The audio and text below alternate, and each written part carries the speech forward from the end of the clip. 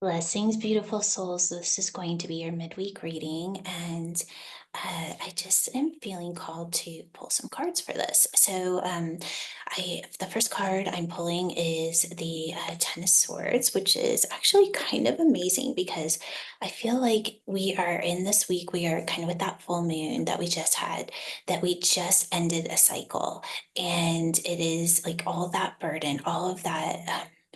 Kind of what there's like the boiling point, and now it's moving into that really beautiful divine energy of the next. And with that next, we got the Ace of Cups. So on a divine level, or just reading the frequency on a DNA level of these first two cards, it's really about being willing to just fully let it go, right? Just I'm done. I fully surrender. I'm ready to step in and allow the divine to command my life, right? And it is, and in that we are poured into. So that is the opportunity as we kind of reset in this at this halfway through this week is, am I willing? It's just a pivotal time right now where the light workers and way showers, we're really being asked to fully surrender our needs, our of that are connected in a programmed reality, meaning it's not about us. And I know that can be so hard because we're the ones that are experiencing this life, but we have to remember that we're truly a divine vessel. And in that, our egos and our desires have to be put in the back seat and let the desire of the divine frequencies be what is driving. And that can be really hard to decipher at times, is how do I know if this is a desire of my ego or a desire of the divine? And, that is when we ask for clarity, and we never take an action step until we get that solid divine yes. The divine yes feels peaceful. It's not an excitement, it's not a chemical response in the body. And that's what I'm really getting in this Ace of Cups is it may start out as an emotion of overwhelm, of excitement, of inspiration, and that's okay.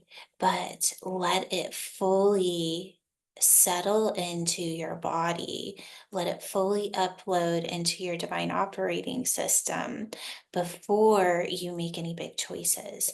Because from there, you're self actualized in that inspired download, if you will, and you're more connected to the clarity that's behind it. When our body is overrun with emotion, it can be harder to hear the direct guidance of the divine. So that is a big message that I'm getting is this week, let the old way of maybe even creating be up leveled and allow the divine to pour into you.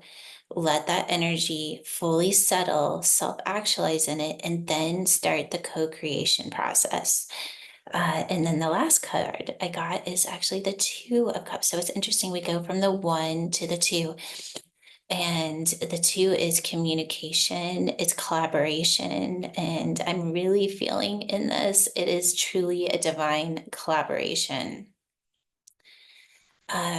Let me just feel into this a little bit more. I'm also feeling in that collaboration, it's the opportunity to kind of bridge into the next level of what creation is and this beautiful energy of this abundant month that we have going.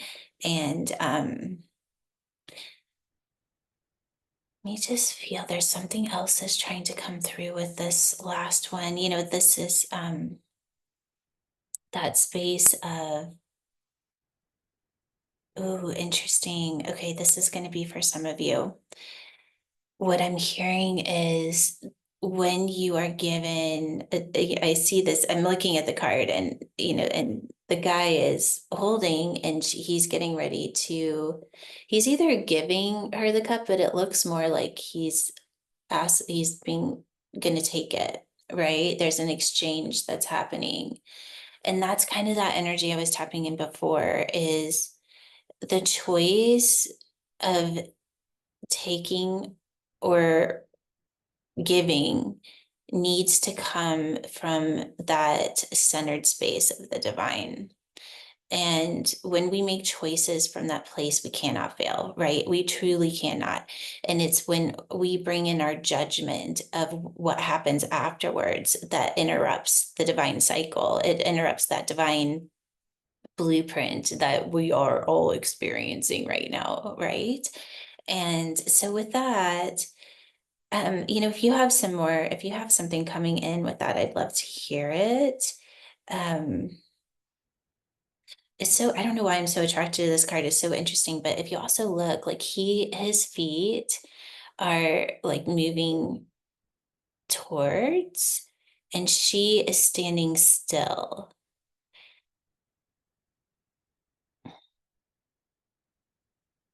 That, okay, what I'm getting, a message that's coming through with this is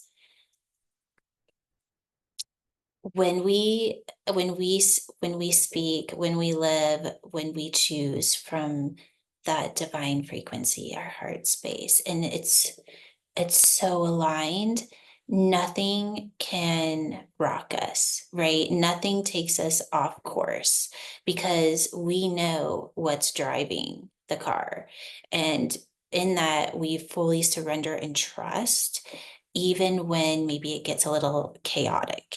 And I'm really feeling it's okay. So she's holding the cup, he's reaching out, he's unstable, and she's still holding on to the divine cup, and she's not going to let go. She's not going to alter her space. And that doesn't mean that we don't have an exchange of energy, but in that exchange of energy, we know so intently who we are so that we are not giving, we're just experiencing what collaboration is. So instead of an energy exchange, it is just holding that frequency of the divine and experiencing what it is to live in a collaborative energy.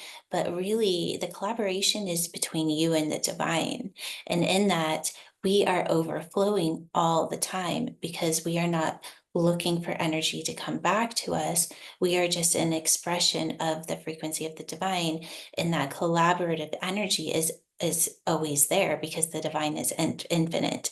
So anyways, that message was for somebody. I'm not sure who. We could go into it a little bit more, but I feel so. Let's just recap. So letting go of old cycles, like letting them go, it's done.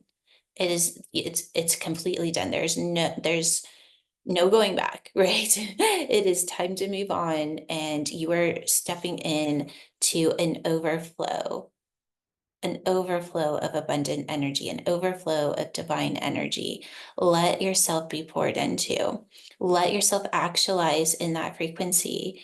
Let the divine show you what's next. Let it overflow within you, self actualize in this new frequency, and then move into a collaborative energy where you're holding that frequency no matter what.